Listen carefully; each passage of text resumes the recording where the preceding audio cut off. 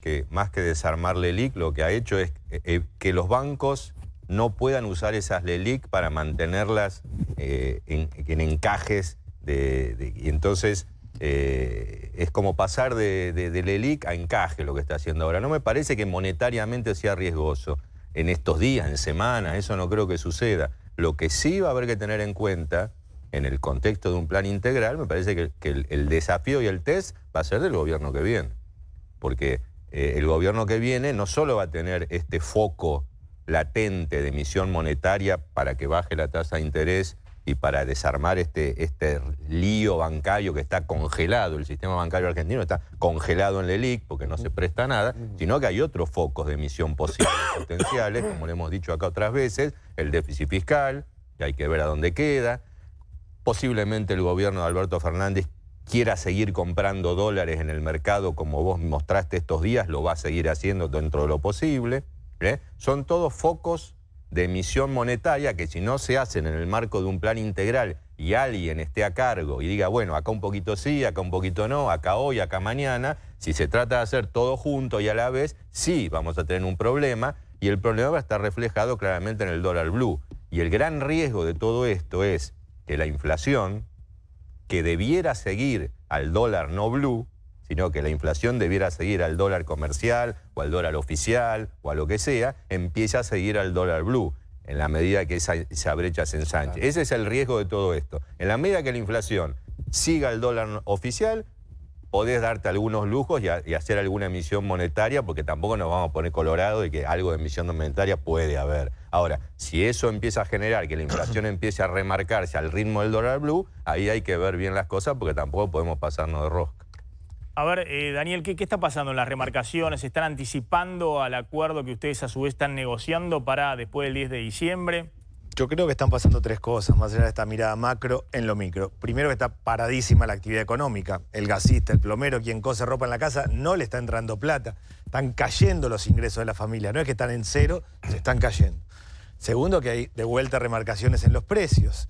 Caen los ingresos de la familia, suben los alimentos, hay más gente en los comedores comunitarios. Eso es.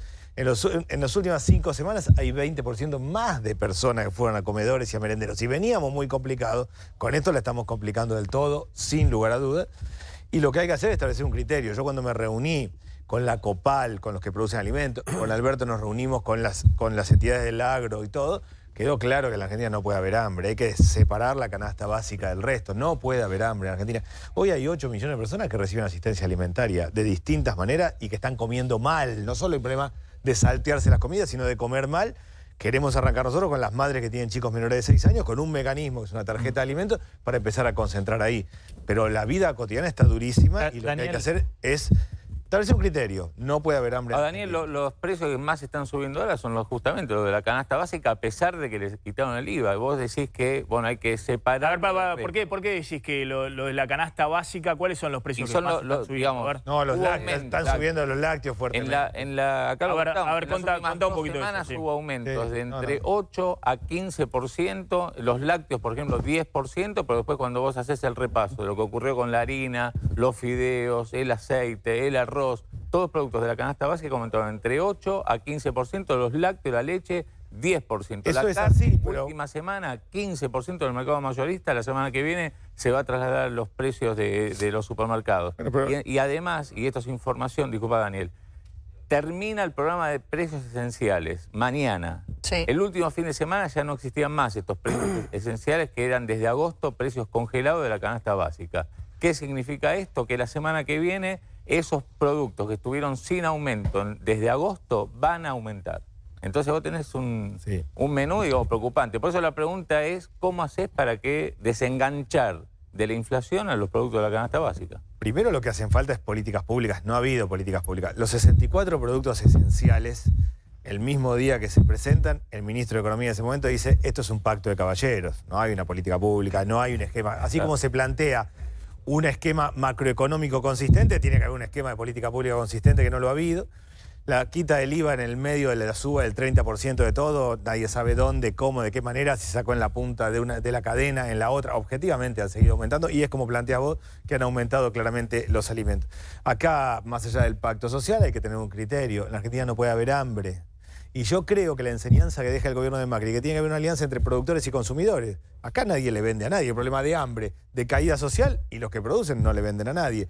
Hay que empezar a restablecer ese criterio. Yo entiendo, por lo que hemos hablado todos, que la canasta básica hay que separarla del resto y que no hay forma. Esto ha pasado una línea. Creo que a través de subsidios, ¿cómo Una manera es la tarjeta de alimentos. Una persona tiene la tarjeta de alimentos, compra en esa tarjeta, además que se reintegre el IVA, hay mecanismos para achicar los precios a las personas que tienen esa tarjeta. ¿Cómo notó consideremos que Alberto Fernández fue el jefe de gabinete de Cristina en el 2008, ¿no? Con la crisis con el campo. Entonces me parece muy interesante preguntarle a Daniel, en esa reunión de la que participaron las entidades del campo, ¿cómo los notaste? Si dispuestos a colaborar, si sobrevoló el tema retenciones, ¿cómo fue el reencuentro con Alberto? Estaba el presidente de Confederaciones Rurales Argentinas ahí. ¿Se pasó de ese momento de tensión a tener niveles de diálogo más civilizados? La reunión fue de diálogo civilizado, todos partieron de la base que no puede haber hambre en la Argentina, todos absolutamente, estaban los frigoríficos, estaban distintos sectores, y todos quedaron claros que tenemos que trabajar en conjunto y que tenemos que resolver eso. Esto, a mí me parece que hay, no sé si por primera vez, pero como un momento histórico en la Argentina, la conciencia de que esto no le sirve a nadie. Que así, con un esquema tan cerrado, que deja 20 millones de personas afuera, no le sirve a los que creían que les servía porque no le están vendiendo a nadie ni produciendo. Eso es objetivo. Entonces, me parece que hay una conciencia muy clara de eso. No dudo que todos van a formar parte del pacto social. Este plan Argentina contra el hambre va a tener un consejo donde van a formar parte la COPAL, las universidades, instituciones sociales, las entidades del agro, los dirigentes sociales. Vamos a hacer una cosa seria para sostenerlo en tiempo. ¿Lo hablaron con los gobernadores, Daniel, esto? Porque uno de los temas con la reducción del IVA fue que lo primero que hicieron los gobernadores es decirle a Macri, no lo consultamos con nosotros, ¿no? Nosotros siempre planteamos que la reducción del IVA tiene que ver con focalizar en los sectores de mayor necesidad. De las 8 millones de personas, hay 20% que son madres que tienen chicos menores de 6 años, ahí hay que trabajar con una tarjeta de alimentos, ahí hay que bajar precios, reintegrar el IVA, no hacerlo universal a lo que sale como lo hizo el gobierno. Objetivamente el gobierno no tuvo políticas públicas para atender la cuestión alimentaria. Había tenido precios esenciales que lo hacía como podía de la manera que fuera originalmente, después nunca fueron federales, nunca lo tomó en serio. Estamos hablando del fin de precios esenciales. Hubo 3 carnicerías en toda la ciudad de Buenos Aires y nunca fueron federales de verdad. Nunca encaró una política pública. Hay una política pública seria y yo creo que por primera vez los que producen y los que consumen saben que así nos caemos todos y que tiene que haber un nuevo tipo de acuerdo en la Argentina. Ahora, la pregunta... ¿Va a ser Sí. de reducir la cantidad de planes sociales? Micrófono. La La cantidad de planes sociales, ¿es intención de ustedes reducirla?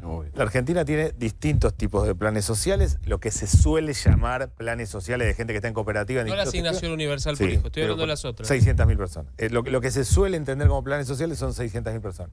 Ahí uno tiene que dividir en 3 la situación. Hay un tercio que si la economía arranca entran directamente. Hay un segundo tercio que es capacitación, acompañamiento. Aunque la economía vuele no van a entrar. Y hay un tercer tercio que tiene problemas de salud, de adicción, serio.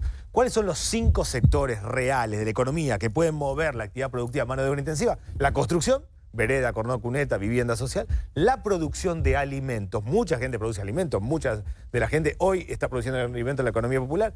El textil, donde trabajan mujeres y jóvenes. La economía del cuidado. Muchas mujeres que cuidan gente grande, gente chico, que están en jardines maternales. Y el reciclado. Esos 5 sectores son los que hay que mover. Si nosotros generamos un mecanismo para sostener la canasta básica de alimentos, desendeudamos a la familia con un sistema de crédito no bancario a tasa baja y movemos estos 5 sectores productivos, empezamos a mover desde abajo. Ahora, la pregunta básica es, bueno, de acá al 10 de diciembre, mientras ustedes negocian con los empresarios y el gobierno dice, y yo no controlo nada si no me hacen caso, ya no me hacen caso. Antes era porque no creían en algún tipo de control, ahora es porque no me hacen caso. Si están todos, van todos a verlo a Alberto Fernández.